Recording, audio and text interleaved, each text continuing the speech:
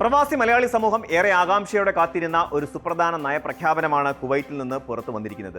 രാജ്യത്ത് സന്ദർശക വിസയിലെത്തുന്ന വിദേശികൾക്ക് നിർദ്ദിഷ്ട മാനദണ്ഡങ്ങൾ പാലിച്ചുകൊണ്ട് അവരുടെ എൻട്രി വിസകൾ റെഗുലർ റെസിഡൻസി പെർമിറ്റിലേക്ക് അല്ലെങ്കിൽ ഇഖാമയിലേക്ക് മാറ്റാൻ അനുമതി നൽകിക്കൊണ്ട് കുവൈറ്റ് ആഭ്യന്തര മന്ത്രാലയം ഔദ്യോഗിക ഉത്തരവിറക്കിയിരിക്കുന്നു.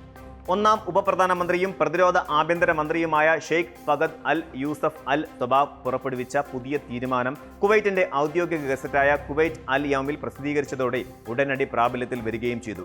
ഗൾഫ് രാജ്യങ്ങളിൽ സേവനമനുഷ്ഠിക്കുന്ന പതിനായിരക്കണക്കിന് പ്രവാസികൾക്കും അവരുടെ കുടുംബാംഗങ്ങൾക്കും വലിയൊരു സാമ്പത്തിക മാനസിക ആശ്വാസമാണ് ഈ നീക്കം സമ്മാനിക്കുന്നത്.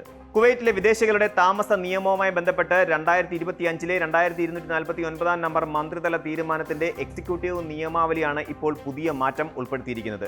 2026 1091 നമ്പർ മന്ത്രിതല തീരുമാന പ്രകാരമാണ് ഈ ഭേദഗതി ഔദ്യോഗികമായി നടപ്പിലാക്കിയിരിക്കുന്നത്. പുതിയ വ്യവസ്ഥയനുസരിച്ച് തടസ്സങ്ങളില്ലാതെ സന്ദർശക വിസയെ ഇഖാമയാക്കി മാറ്റുന്നതിന് 150 കുവൈറ്റി ദിനാർ പ്രോസസിംഗ് ഫീസായി ഈടാക്കും.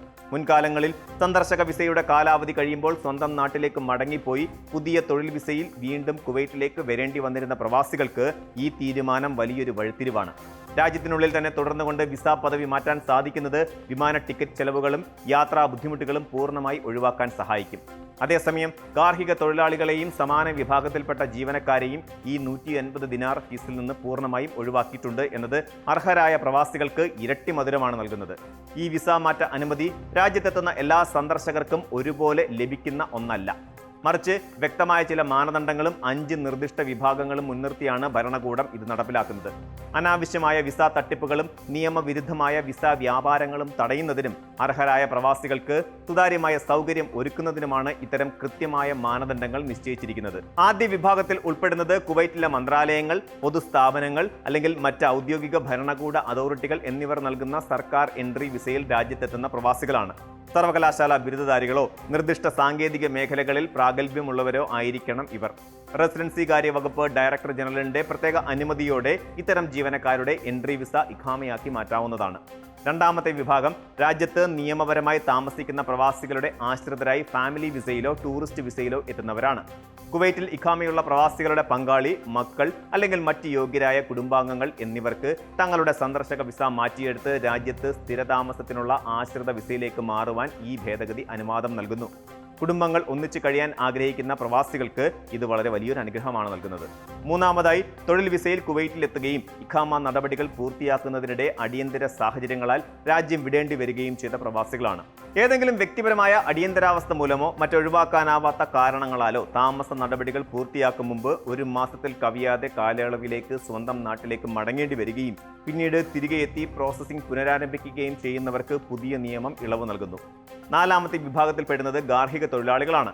ഗാർഹിക ആവശ്യങ്ങൾക്കും സേവനങ്ങൾക്കുമായി എത്തുന്ന ഡ്രൈവർമാർ, വീട്ടുവേലക്കാർ തുടങ്ങിയവരുടെ വിസ മാറ്റത്തിന് പുതിയ ഉത്തരവിൽ പ്രത്യേക സൗകര്യമുണ്ട്. തുടക്കത്തിൽ സൂചിപ്പിച്ചതുപോലെ ഇവരെ ഫീസ് തുകയായ 150 ദിനാറിൽ നിന്ന് ഭരണകൂടം ഒഴിവാക്കിയിട്ടുമുണ്ട്. അഞ്ചാമതായി, ആദ്യം പരാമർശിച്ച പട്ടികയിൽ നേരിട്ട് പെടാത്തവരും എന്നാൽ പ്രത്യേക പരിഗണന അർഹിക്കുന്നവരുമായ അപൂർവ കേസുകളിൽ റെസിഡൻസി കാര്യ വകുപ്പ് ഡയറക്ടർ ജനറലിന്റെ പ്രത്യേക വിവേചനാധികാരത്തിൽ വിസ മാറ്റത്തിന് ഇളവ് അനുവദിക്കാവുന്നതാണ്. ഇത്തരത്തിൽ സുതാര്യവും നിയന്ത്രിതവുമായ രീതിയിലാണ് ആഭ്യന്തര മന്ത്രാലയം ഉത്തരവ് ആസൂത്രണം ചെയ്തിരിക്കുന്നത്.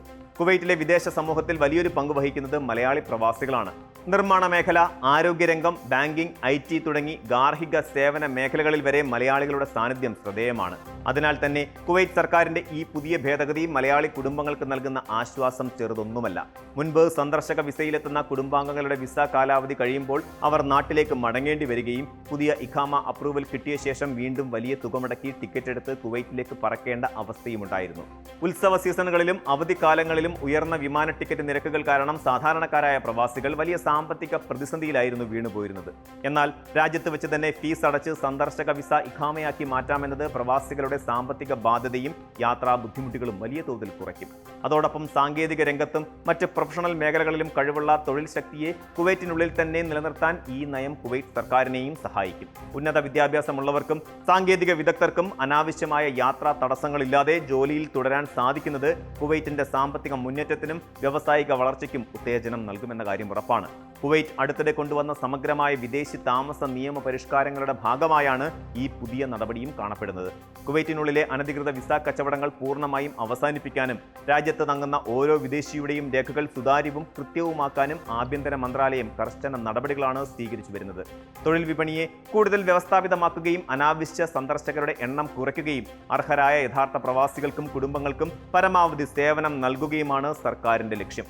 പ്രവാസികൾ ഈ ആനുകൂല്യം പ്രയോജനപ്പെടുത്തുമ്പോൾ ആഭ്യന്തര മന്ത്രാലയവും റെസിഡൻസി കാര്യ വകുപ്പും മുന്നോട്ട് വയ്ക്കുന്ന നിർദ്ദിഷ്ട രേഖകളും മാനദണ്ഡങ്ങളും കൃത്യമായി പാലിക്കുന്നുണ്ടെന്ന് ഉറപ്പുവരുത്തേണ്ടതുണ്ട്.